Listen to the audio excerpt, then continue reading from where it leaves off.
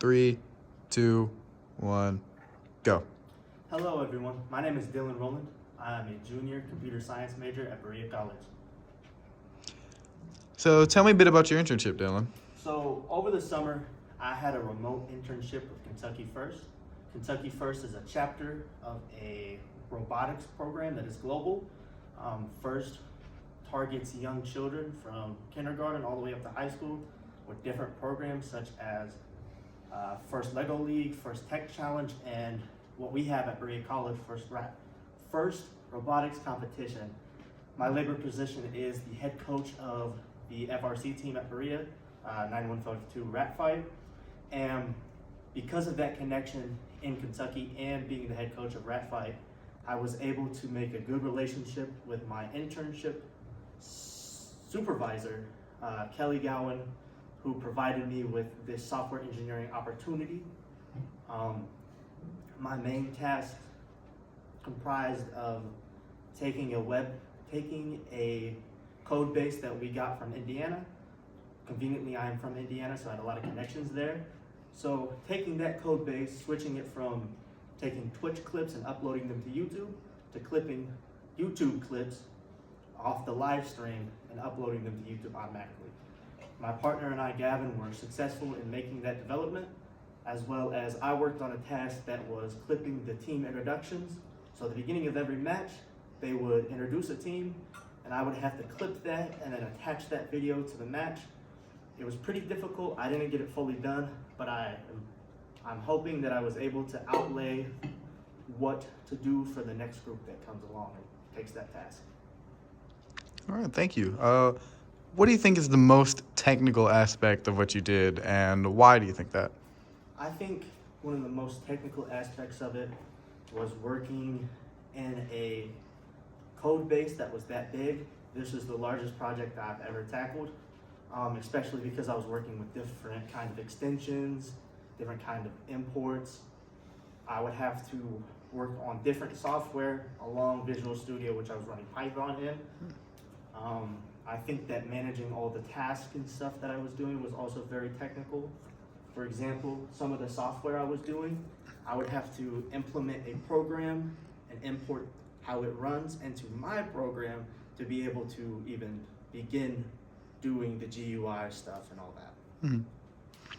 All right, and then I guess that leads me into the next question. What do you believe is the most non-technical aspect, and why it is? The most non-technical aspect was managing the way I would interact with my work. I decided that my work was best split up into little sprints. So I would work for about an hour, take about a 15-minute to get a snack or drink water, or get up and just move around the commit building. As it was a virtual internship, but since I lived in McKee, Kentucky, over the summer, I had an Airbnb. I would just come to campus and work here. So this was my base of operations when I worked on the internship. So managing my focus and my mental health along the project was a big boost in my production, because as somebody who struggles with motivation and mental health, I'm not very good at just working 7 to 8 to 9 hours straight. Okay, thank you. I guess my next question would be, what do you feel the most proud or accomplished of? So, as you can see this picture right here, I am this guy right here in the referee attire. One of my roles was to volunteer at one of 2 events that we managed at First Kentucky, and I kind of helped ref. I was in charge of scorekeeping as well as fouling. So if people would get into foul trouble, I would let them know what they did wrong, why they did that, what not to do next time, and all that good stuff. But the more important part is this picture. This picture tells a very big story. The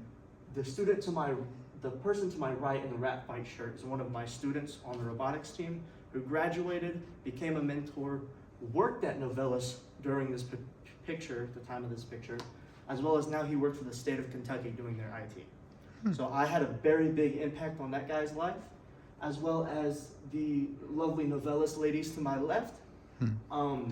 I worked hand in hand with them to get them at this event, to have this booth, and they got a very good production and marketing strategy going for that event, Mhm. which I was glad to be a part of and help. This was posted to their LinkedIn, and Tammy, pictured in the blue, posted me and tagged me in it, so now I am involved with a multi-billion-dollar company, and I'm on their LinkedIn page. Sweet. Sounds like you made an impact. I guess I have another question. How does this relate to your career? You talk a lot about being involved with robotics. How do you want to do with this in the future? So my current labor position is, we have different sub-teams in my position. I won't go into detail. In a computer science aspect, I am a project manager.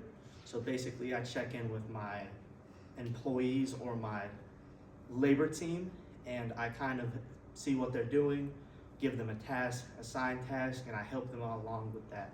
I really enjoy that job. I think it allows me to build connections and relationships with my team members, as well as it keeps me productive and very busy.